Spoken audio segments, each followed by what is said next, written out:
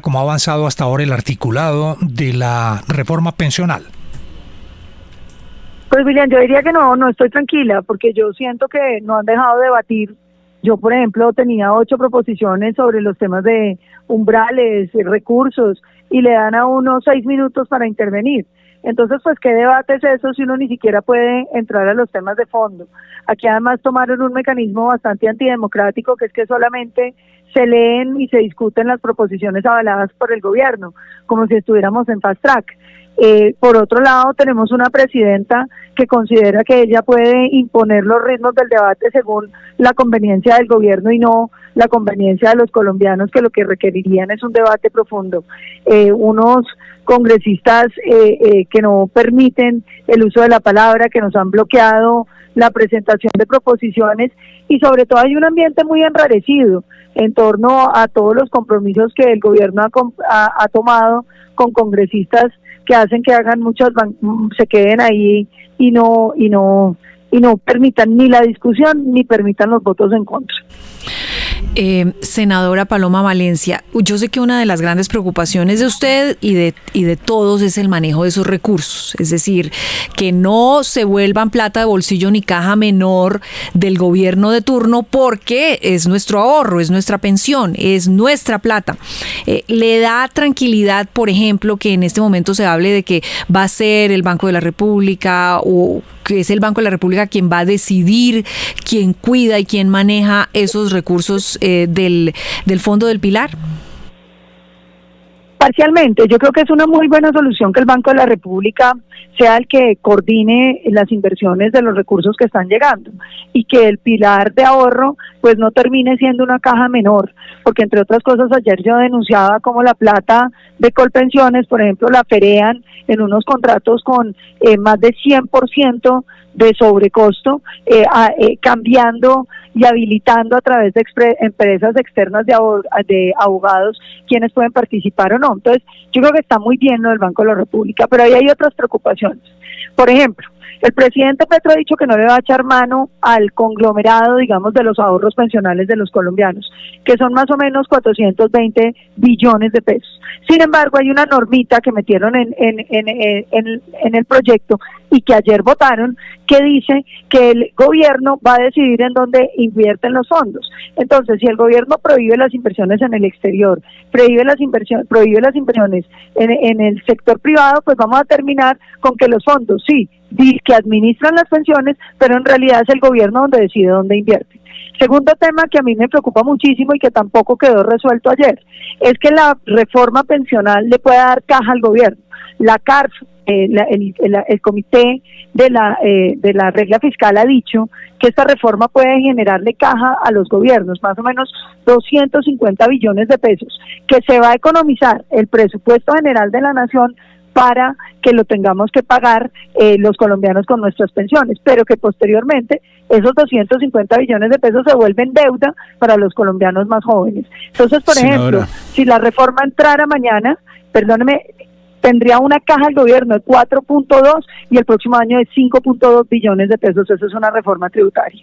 Senadora, ¿usted está de acuerdo y todo el mundo está de acuerdo con que el Banco de la República maneje ese fondo, digamos que maneje el gran fondo pensional? Pero los oiré en enero quejarse porque en enero el presidente Petro puede cambiar a 2 miembros de la Junta Directiva, independientemente si están comenzando o terminando su periodo en la Junta Directiva del Banco de la República.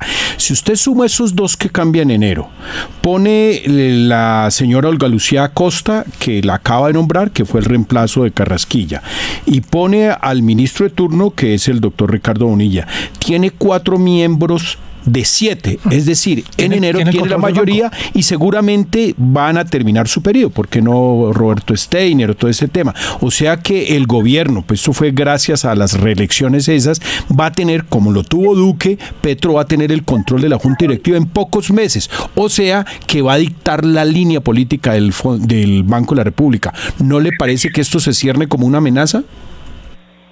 No, es sumamente preocupante porque evidentemente el Banco de la República ha sido una institución absolutamente independiente y muy seria y muy técnica, pero pues como hemos visto que el presidente Petro desprecia tanto la tecnocracia y le parece que cualquiera puede ser, pues a uno no le puede extrañar que vaya a terminar llegando algún activista como miembro de la Junta Directiva del Banco de la República, lo cual sería desastroso, no solamente en términos de la política macroeconómica, porque acuérdese las confrontaciones que ya ha tenido el presidente Petro con el banco diciendo que no se debía subir más la tasa de interés, que finalmente se demostró que había funcionado la receta porque la inflación bajó, pero ahora con esos recursos pues uno puede poner la plata de los colombianos a financiar ya no el metro subterráneo de Bogotá, sino el tren elevado que quiere hacer entre Barranquilla y el Darién. He construido además con una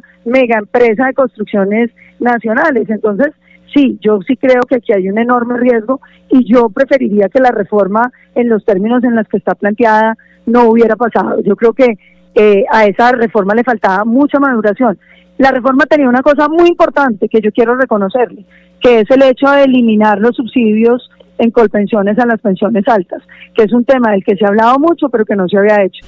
Pero la reforma sigue teniendo unos problemas centrales en términos de administración de los recursos y de la destrucción de los mercados de capital que hoy generan los fondos en Colombia. Senadora, buenos días, la saluda Juan Lozano. Yo estoy de acuerdo con su advertencia y eso quién sabe qué efecto va a tener después, que puede ser ni más ni menos que la caída de la reforma en la Corte por violar la ley quinta, y no permitir que se debatan las proposiciones y negar el uso de la palabra, que solo se discutan unas proposiciones y no todas, tiene claras violaciones. Eso en la Corte va a ser muy complicado y del afán no queda sino el cansancio, y hay miles de ejemplos sobre eso. Pero le quiero preguntar por un tema que usted ha mencionado que me parece muy delicado. Usted tiene unas denuncias sobre colpensiones.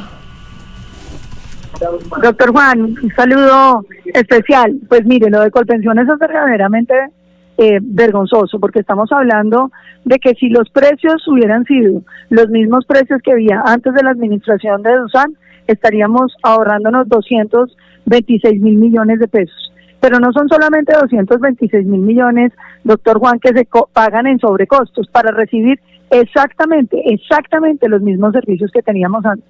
Si no, imagínense, por ejemplo, lo que fue la adjudicación del famoso call center de Colpensiones, donde la entidad en su oficina de contratación dice que los proponentes no cumplen.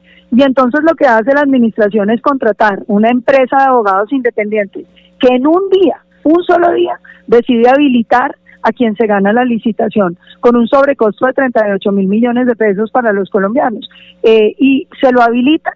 Imagínense, para poderlo hacer, sacan de vacaciones a la jefe de la oficina contractual y a todo su equipo. Entonces uno sí empieza a sentir que ahí están pasando cosas que no se ajustan a la ley, que se alejan del principio de la transparencia. ¿Qué tal eso de que tengan que contratar con el club de ejecutivos almuerzos y que nos cuentan que van a almorzar allá todos los días?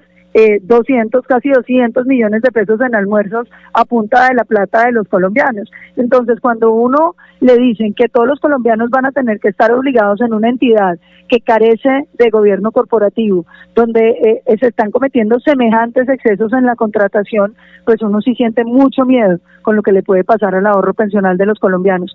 Porque, entre otras cosas, la reforma vuelve la plata a las pensiones colombianas en plata pública, y eso fue lo que hicieron en Argentina, doctor Juan, y usted se acuerda. Entonces, cuando la gente fue a reclamar la pensión, le dijeron, no, esa pensión no era suya, esa plata no era suya, esto era todo plata pública, y a mí ya no me alcanza para darle la pensión, le doy la mitad, y listo. Entonces, van a robarnos los ahorros pensionales. Ese es el gran riesgo, ese es el gran temor, y ahí es donde está el punto clave en este debate que está dando el Congreso de la República con la reforma pensional que pareciera estar avanzando con la ayuda de los liberales.